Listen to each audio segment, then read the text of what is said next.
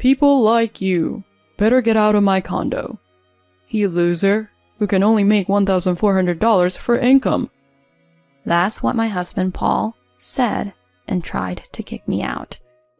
Normally, I would shrink back in fear, but I already made up my mind. Okay, but are you sure about that?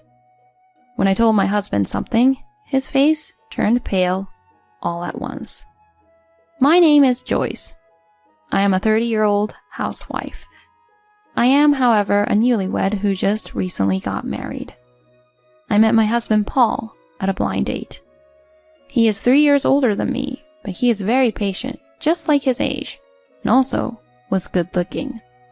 He worked for a major company and was currently a section manager, so he was, for lack of a better word, a man with good conditions. And even without that, he was a very kind and gentle man, and I was attracted to him on the inside as well. We exchanged contact information, and we began to see each other, and after a few more times, we started dating. About a year into our relationship, he proposed to me. The place for the proposal was a fancy restaurant with a beautiful night view, although the location was a bit cliché. The restaurant was quite expensive, and the food was extremely delicious. I thought he might propose to me, but the meal was so good that I couldn't stop thinking about it.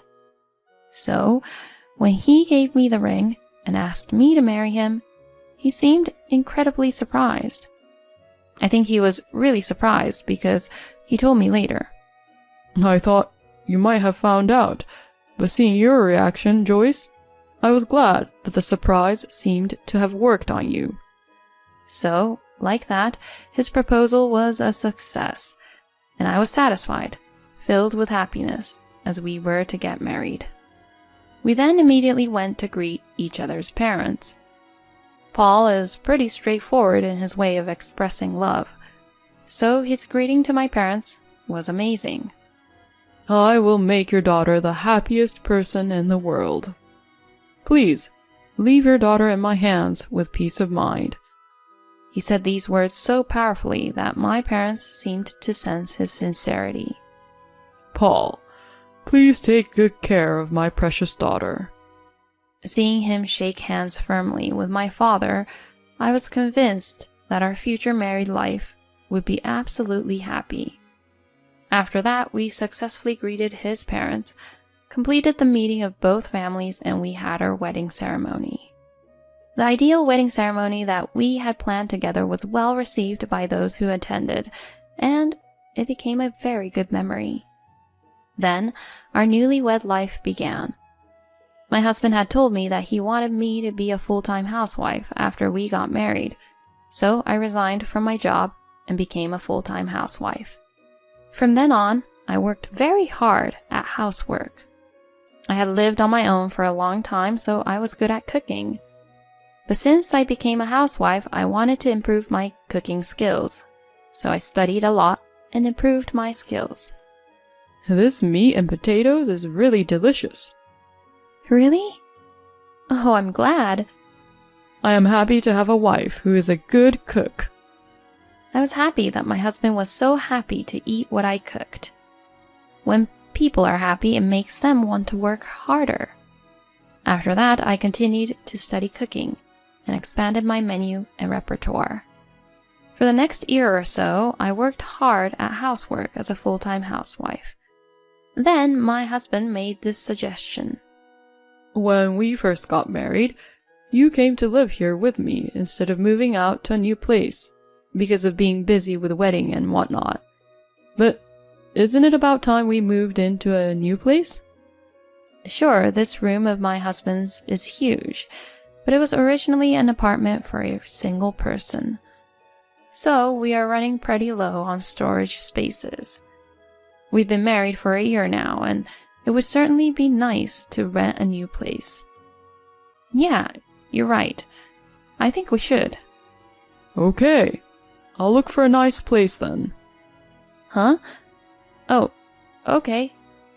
I was a little confused because I thought we were supposed to look for a place together. However, my husband is planning to look for a place by himself.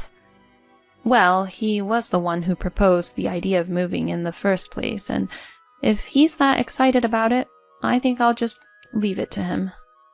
I really wanted to look for a place together, looking at floor plans and so on, but about a week or two later, my husband brought me a lot of information. I think this is the place for us. I was happy that my husband was willing to search with me. In fact, I was so grateful that he narrowed down our options.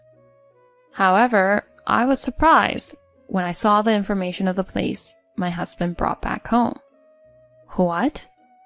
The 27th, 29th, 30th floors. Aren't these rooms all from a condo? I asked him, and he replied with a proud look on his face. Yeah, because I'm a section chief in a very famous big company, right? My salary is much more higher than that of a section chief at a local company, so living in a room this size is no problem for me. I see. I was concerned about my husband's occasional displays of arrogance.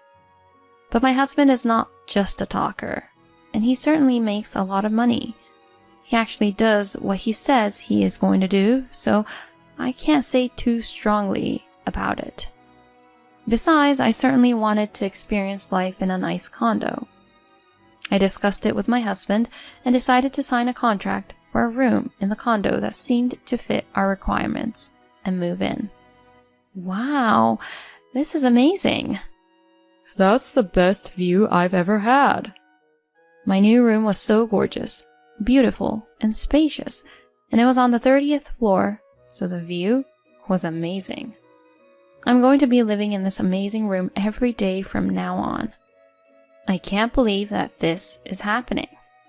The kitchen was a system kitchen, spacious and so magnificent that it looked like it could be used by a chef or a culinary researcher. Oh, my study room is very nice too. My husband was very happy that we could move into the perfect room. I feel like I'm one of the successful people. My husband would say that happily. I think that rather than being happy by being one of the successful people, he should be happy about the spacious and beautiful house. But maybe men are more fixated on that part about being successful and whatnot. That's not a place for me to step in, is what I thought, and I just listened to him. From then on, we were beginning to enjoy our life in the condo.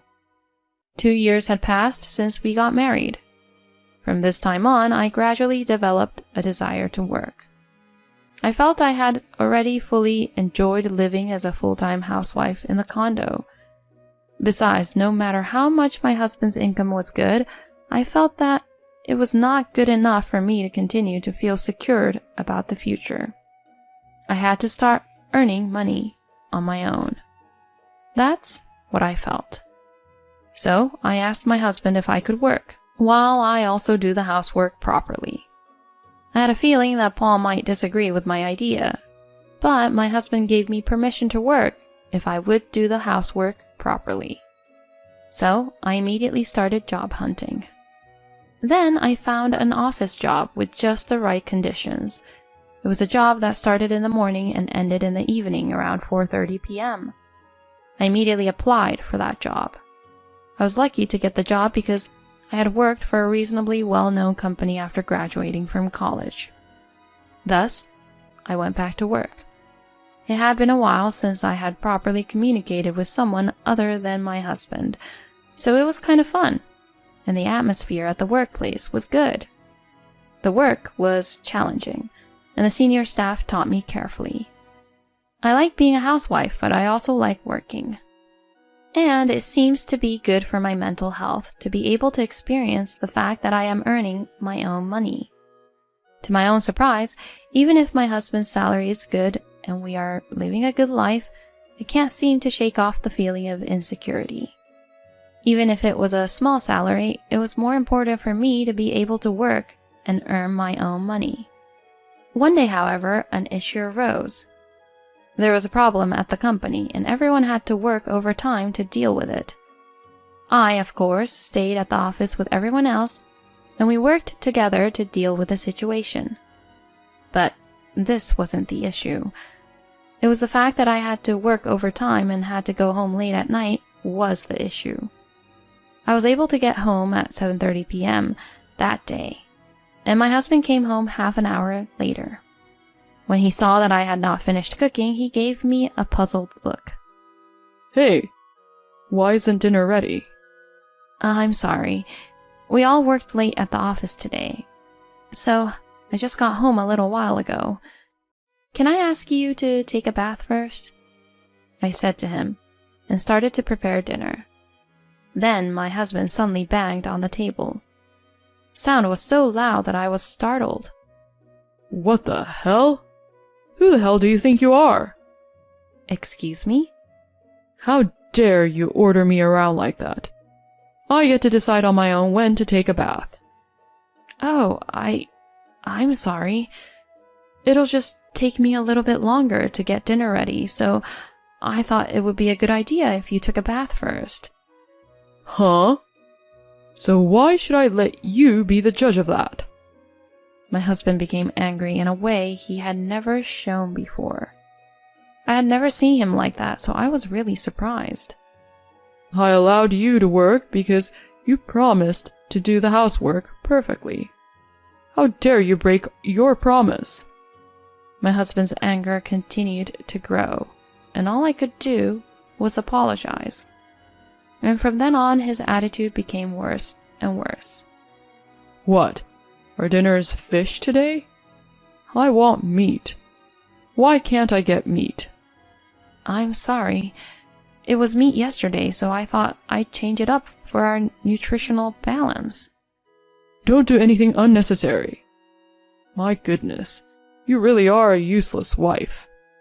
My husband continued to pay detailed attention to me and verbally abused me after that. My husband's anger was very scary, and I could only apologize to him so as not to provoke him in a weird way. And gradually, I began to blame myself that I was making my husband angry because I was in the wrong. From then on, I tried to be careful about how to not make my husband angry like that. But no matter how well I did my chores, my husband would get irrationally angry with me, depending on his mood at the time. Hey, the water in the bath is not warm at all. But the day before yesterday, you said that it was too hot. Don't you talk back to me. You should know way in advance about what I want. But only a psychic could do that. But when I disobey my husband, he gets even angrier. I'm sorry. I'll be careful from now on. My husband always looks satisfied when I act like that. I guess he is happy that he gets to subdue his own wife. But I had already become incapable of disobeying him. Then one day, my parents came over to visit me. I had taken a paid holiday to coincide with their visit, so I waited for them at home. The doorbell rang, so I opened the front door and greeted my parents. "Mom, Dad, it's been a long time," I said as I welcomed them in, and both of my parents looked at me worried and surprised. "Huh? What's wrong with you two?" I mean, what's wrong with you, Joyce? You've lost so much weight. What? Really? I didn't even notice it myself, but it seems that I had lost a lot of weight. And they said that I had drawn in cheeks. I had been eating fine, so I didn't realize how much stress my body was under until my parents told me about it. Joyce, did something happen to you? When my parents asked me that, it was the first time I told them about my problems. Then my parents' faces turned red, and they became angry. What Paul is doing to you is moral harassment, isn't it? I will never forgive him for doing this to my daughter. What? Moral harassment? That was when I finally woke up. It seemed that my husband had brainwashed me little by little until now. My parents repeatedly told me that it was not my fault, and I was finally able to come to my senses. And I decided that I was ready to leave my husband. But at this point, I had no evidence whatsoever of my husband's moral harassment towards me. So that's why I have to record even a few of my husband's terrible remarks to me. My parents were worried about me and wanted me to come home with them now. But I decided to live here a little longer so that I could get some evidence at least. If I assume we are going to separate and going to get a divorce anyways, I can put up with the unreasonable things my husband says to me. And every time he says something unreasonable, I know I will have the upper hand in the divorce, so it will be bearable. After that, my husband has still been abusive and angry with me in ways that annoy me. I recorded each time and further documented it in my journal. Then I decided to look into something else that was bothering me. And I found out one thing. This was going to be a very good thing for my divorce. Then one day I had to work overtime again. So I was late getting home. But then I found out that my husband was coming home early only on such occasions when I'd come home late. Hey, you did it again. That's what my husband yelled at me when I came home. I'm sorry, I had to work late again. I told you I don't want any excuses. Saying that, my husband kicked the dining table. It made a terrible noise and the chair flew away, startling me so much that I let out a loud, "Ah!" My husband's face turned red and he was angry. You really are a useless wife, aren't you? People like you better get out of my condo. You're just a loser who can only make $1,400 for income. That's what my husband Paul said and tried to kick me out. Normally I would shrink back in fear, but I already made up my mind. I was frightened, but I did my best to talk back. Okay, but are you sure about that? Huh? About what? My husband looks at me with a puzzled look on his face. When I told him something, his face turned pale all at once. I'm recording your previous harassing remarks and saving them as evidence. Huh? All the data is ready to be sent to your parents and to your company. What? You're kidding, right? It's true. Besides, I have other evidence that you are actually having an affair. Huh? I said that and took out a photo of the evidence from my bag and showed it to him. Why do you have these photos? You can't get away with it now, you know. Even if I have to leave this place, I'll make it so that you won't be able to live in this world like how you were before. No way. Wait a minute. Let's calm down for once, okay? My husband, perhaps realizing that he was in a bad situation, said so. But I have nothing more to say. I am very calm. I can't stay in a marriage with an impatient, morally abusive cheater like you. I'll be the one to leave this house. I will demand alimony from you for both the emotional distress caused by your harassment and your affair. No way. I said that and started to pack up my belongings. Hey, are you really leaving? My husband's momentum from earlier suddenly disappeared, and he tried to hold me back with a tearful look on his face. But I wasn't afraid of him anymore. Yes, if I stay with you like this, I won't be able to go on anymore. That's why I'm leaving. I mean, you can be with your mistress now, so it should be a good deal for you. I'll take all the alimony I can get, though. With that, I went to the front door and put on my shoes. My husband collapsed from the spot and looked at me in a daze. Then I left the condo and got into a cab that took me to an empty business hotel. Then the next day, I had my parents pick me up in their car and take me back to my parents' house. After that, through my lawyer, I filed a claim for alimony against my husband and his mistress. I also filed a claim for compensation to my husband for moral harassment. Then I had the lawyer send a content-certified letter to my husband's workplace and my husband's parents' home, so my husband's moral harassment and affair spread around quickly. As a result, my husband's personal issues became a problem at his company and was demoted from section manager. In addition, his salary was reduced, and he was sent to a department in a local area, working more in the factory, which required physicality, more than working in an office. As a result, Paul had to terminate the lease of the condo. When his partner found out that I had filed a claim for compensation for moral harassment, she became afraid of Paul and disappeared from his life. Furthermore, Paul has been disowned by his parents and is now working in a local area all alone with no one by his side. The total amount of compensation for his harassment and his affair is substantial, so he cannot quit his job, and he is having a hard time with the daily stresses at working in the factory. On the other hand, I have been hired as a full-time employee at the company where I am currently working, and I am able to earn a steady income. I don't want to be in a relationship for a while, so for now, I'm going to focus on my job and get a promotion in the future. Thank you for watching until the end. Please subscribe to our channel. See you in the next video.